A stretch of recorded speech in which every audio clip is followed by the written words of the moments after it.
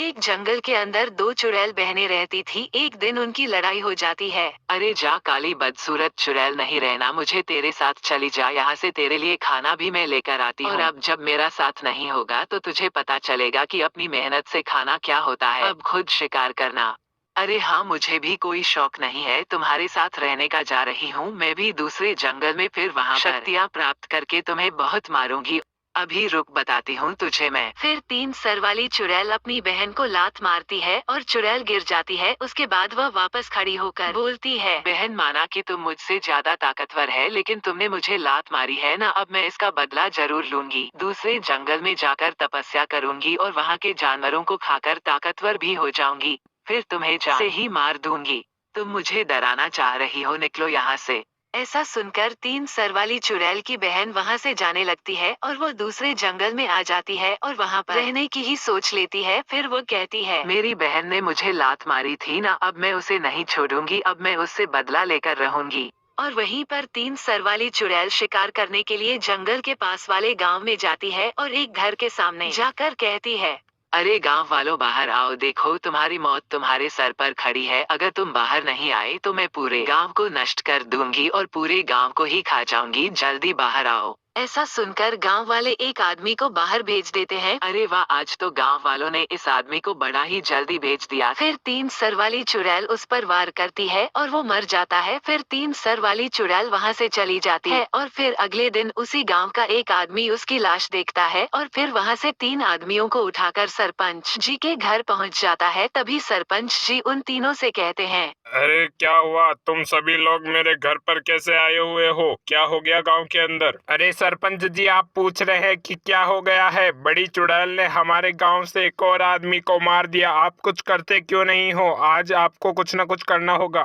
अरे हाँ सरपंच जी, ये रोज रोज आती है बड़ी चुड़ैल और हमें मारकर चली जाती है, आपने अभी तक कुछ नहीं किया। हाँ सरपंच जी, उसने मेरे भाई को भी मारा है और उसका भी आपने कोई बदला नहीं लिया, बल्कि ऐसे ही शांत बैठ गए। अरे नहीं तो भैया, अब आप ही बताइए मैं क्या करूं? मैं खुद एक बुढ़ा आदमी हूं, अब मुझसे ही क्या होगा जब तुमसे नहीं हुआ। अरे सरपंच जी, मैंने सुना है कि इसकी बहन की लड़ाई हो चुकी है इससे, चलिए हम उसके पास जाकर मदद मांगते हैं, किसी न किसी झांसे में फंसा देंगे उसे। हाँ भैया, लेकिन हमें यह तो पता ही नहीं है कि वो किस जंगल में रहती है। अरे इस भोला को तो पता होगा कि वो चुड़ैल कहाँ पर रहती है, ये तो वैसे भी ऐसी ही चीजों का ध्यान रखता है। बताओ भोला, वो कहाँ पर रहती है? अरे सरपंच जी, आप मेरे साथ चलिए, मैं आपको बताता हूँ वो कहाँ पर रहती है। फिर सरपंच और भोला उन दोनों को वहीं पर छोड़कर जंगल की ओर चले जाते हैं और फिर चुड़ैल से भी मिलते हैं। क्या हुआ रे इंसानों, तुम मेरे पास कैसे आए हो? मैं तो इंसानों को खाती भी नहीं, फिर क्यों आए हो मेरे पास? क्या तुम अपनी जान देने के लिए आए हो?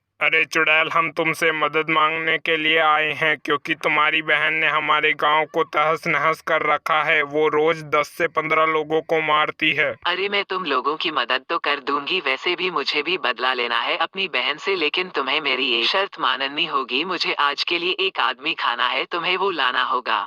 अरे ठीक है चुड़ैल, हम तुम्हारी ये शर्त मानते हैं, लेकिन तुम्हें जल्दी चलना होगा। फिर वो चुड़ैल सरपंच और भोला के साथ अपनी बहन से लड़ने के लिए चली जाती है और वो अपनी तपस्या की वजह से अब अपनी बहन से भी बड़ी और शक्तिशाली हो चुकी थी। अरे बहन, क्या हुआ? तुम इन दो आदमियों के साथ मेरे पास क्यों आई हो और इतनी बड़ी हो चुकी हो कि मुझसे भी बड़ी दिखती हो? बड़ी ही शक्ति आ गई है तुम्हारे अंदर शायद। खैर इन बातों को छोड़ो, मेरे साथ फिर से रहो। नहीं, लेकिन अब मुझे तुम्हारे साथ नहीं रहना है और इसलिए आज मैं तुम्हें मारने के लिए आई हूँ और मरने के लिए अब तुम तैयार हो जाओ। हाँ, लेकिन मैं तो तुम्हारी बड़ी बहन हूँ, उनकी बातों में मत आओ, मुझे छोड़ दो और मेरे साथ रहने लग जाओ। फिर से मैं तुम्हें अब कभी नहीं सताऊंगी। अब बहुत देर हो चुकी है, अब मेरे हाथों मरने के लिए तैयार हो जाओ, चलो लड़ो मुझसे। उसके बाद वो दोनों बहनें लड़ने लगती है और काफी देर तक लड़ने के बाद तीन सिर वाली चुड़ैल मर जाती है और उसके बाद उन दोनों से वो चुड़ैल कहती है, चलो अब मैंने तुम लोगों का काम तो कर दिया, अब तुम मेरा काम भी कर दो, जल्दी चलो गांव में और मुझे खाने के लिए एक आदमी दो। अरे हाँ, तो चलो ना गांव के अंदर, वहां पर चलकर तुम्हें एक आदमी खिला दूंगा, जल्दी चलो। फिर चुड़ैल, सरपंच और भोला गांव में पहुंच जाते हैं। अरे चुड़ैल, तुम यहीं पर रुको, मैं अभी गांव में से जाकर एक आदमी को उठा कर लाता हूँ। अरे हाँ, अब तुम जल्दी जाओ, मुझसे रहा नहीं जा रहा। फिर सरपंच जी गांव के तांत्रिक की कुटिया में घुस जाते हैं और फिर उनके पास जाकर उन्हें 3 सर वाली चुड़ैल के बारे में कहते हैं। अरे तांत्रिक जी, मैं बड़ी चुड़ैल को पकड़कर यहाँ पर ले आया हूँ, आप जल्दी से अपनी कुटिया से बाहर चलिए, वो बाहर ही खड़ी है, आप जल्दी से उसे मार दीजिए वरना वो हमें मार देगी। आप चिंता मत लीजिए सरपंच जी, मैं उस चुड़ैल को मार दूंगा, आप जल्दी चलिए कुटिया के बाहर, मैं उसे ऐसा बोलकर तांत्रिक और सरपंच तांत्रिक की कुटिया से बाहर आ जाते हैं और फिर बड़ी चुड़ैल के पास खड़े हो जाते हैं। फिर चुड़ैल कहती है,